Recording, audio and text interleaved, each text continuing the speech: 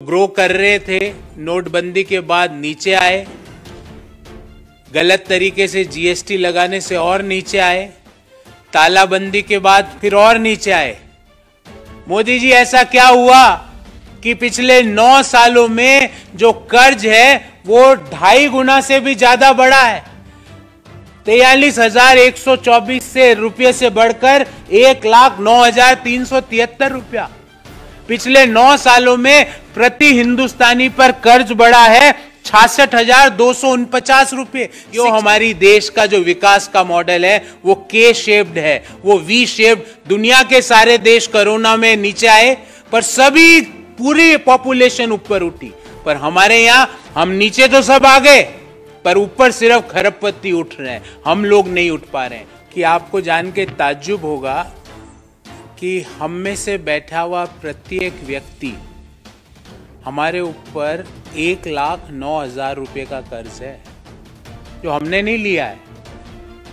आपने नहीं लिया 1,09,000 का। हमारे बिहाफ पर भारत सरकार ने हमारे ऊपर 1,09,000 रुपये का कर्ज चढ़ाया हुआ है प्रति हिंदुस्तानी पर। पहले कितना था, कितना 9 साल में बढ़ा है, सारे का आंकड़ा लेके आया हूं।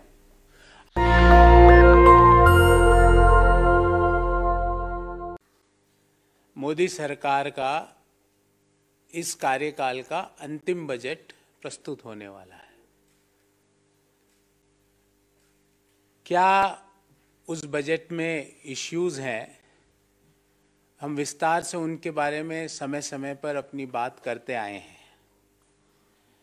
पर आज जो इश्यू हम आपके सामने लेके आए हैं वो देश पर कर्ज की स्थिति, द डेट ऑन इंडिया।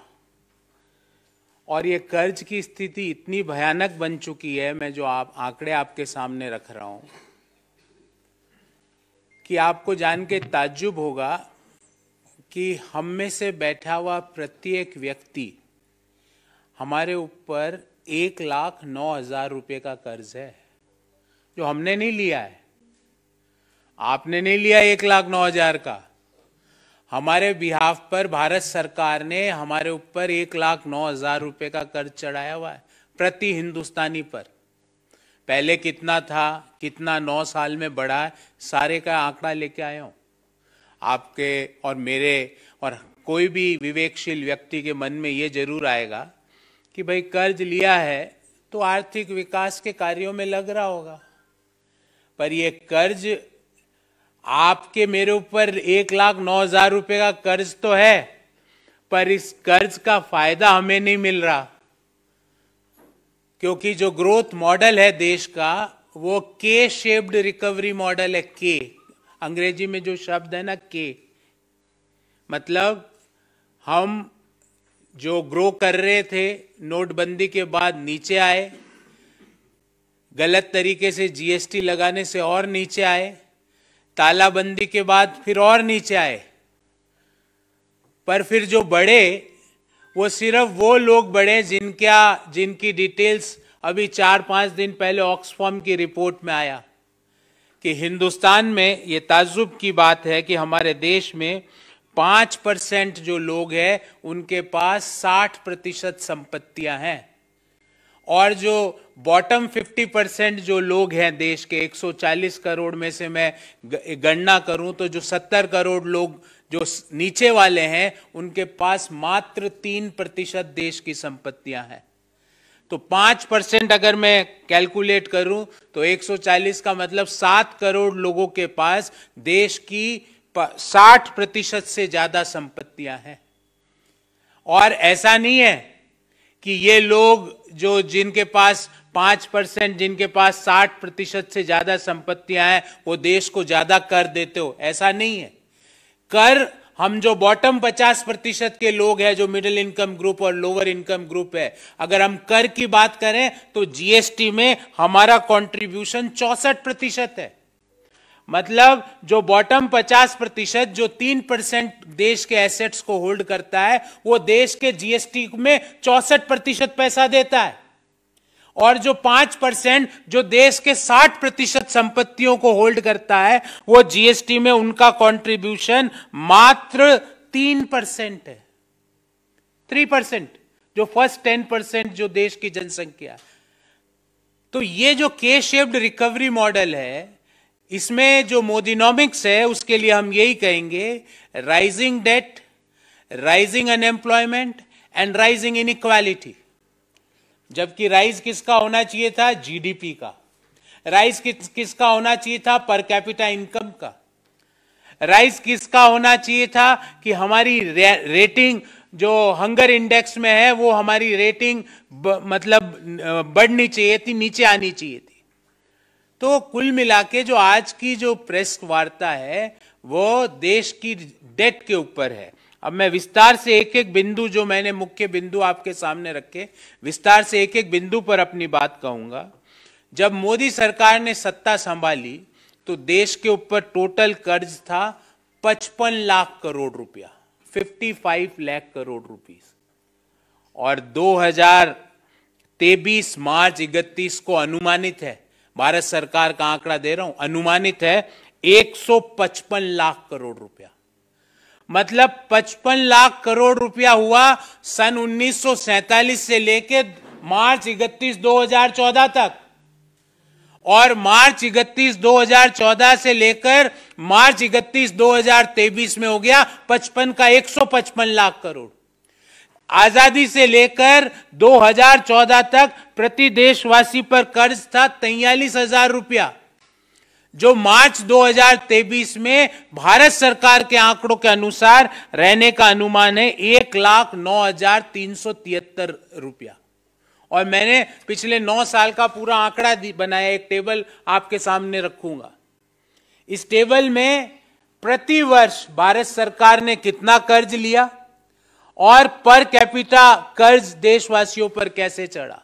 जो मार्च 2014 में 55 लाख करोड़ का कर्ज था वो 155 लाख करोड़ का कैसे हो गया? मोदी जी, मोदी जी, ऐसा क्या हुआ कि पिछले 9 सालों में जो कर्ज है वो 2.5 गुना से भी ज्यादा बढ़ा है। 43,124 से रुपये से बढ़कर 1,09,373 रुपया।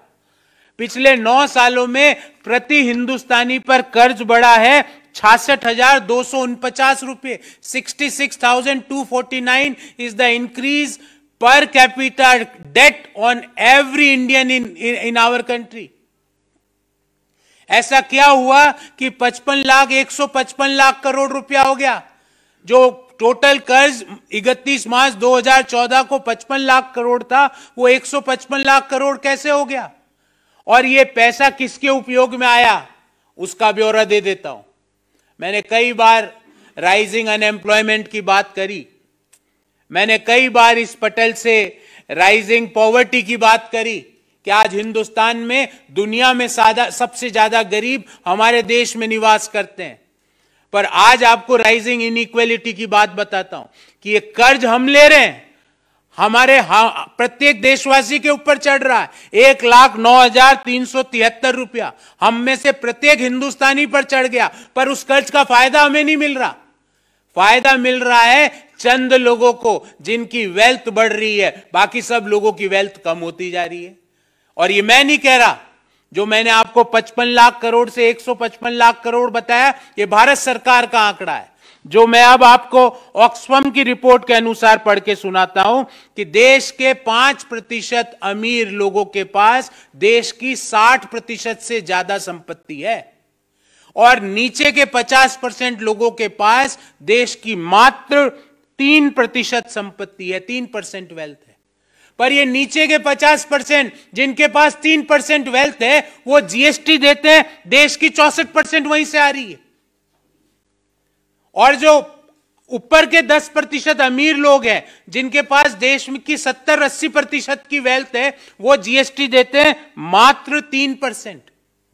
मतलब अगर 100 रुपए जीएसटी इकट्ठी होती है तो जो नीचे के 50% लोग हैं उनकी तरफ से 64 रुपए इकट्ठी होती है, और वो सिर्फ 3% जीडीपी देते हैं। तो कर्ज ले रहे हैं हम सब लोग, आप लोग, मैं, हम जैसे करोड़ों लोग। बेरोजगारी की बात ही नहीं कर रहा, उसका विश्व रिकॉर्ड तो रोज बढ़ता जा रहा है। कर्ज हमारे ऊपर चढ़ रहा है, और फायदा उस कर्ज का किनको हो रहा है? उन खरबपतियों को जिनकी संख्या दिन ब दिन प्रत्येक वर्ष बढ़ती जा रही है। रिपोर्ट आती है कि इस वर्ष भारत में इतने खरबपति हो गए, पर रिपोर्ट कभी भी ये नहीं आती कि हिंदुस्तान में दुनिया में सबसे ज्यादा गरीब आज हिंदुस्तान में है।